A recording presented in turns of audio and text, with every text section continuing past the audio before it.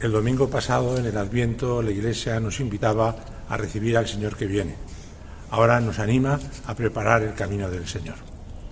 San Juan Bautista, el patrono, precisamente el titular de San Juan del Hospital, nos invita a allanar los montes, llenar los valles para hacer un camino fácil a la venida del Señor. ¿Acaso Dios no tiene poder para subir montañas y traspasar valles? Por supuesto. Cuando llegó a Belén y no tuvo lugar en la posada, acabó naciendo en un establo. Y es que el camino que Dios quiere es el camino del amor.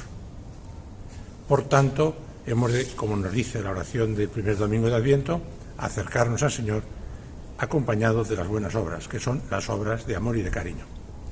El otro día estaba yo en el dentista y Julia me contaba que habían montado sus hijos un calendario de Adviento. Y en ese calendario de Adviento cada día tenía un pequeño sobrecito en donde había un bombón.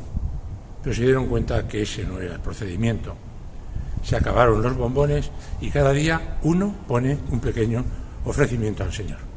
Y uno de ellos decía, dejar ordenado el cepillo de dientes. Y la madre comentaba, al menos va a utilizar el cepillo de dientes. Porque cada uno de nosotros, a lo largo de cada día, utilice ese cepillo de dientes, tenga ese detalle de cariño y nos preparemos bien así para la Navidad.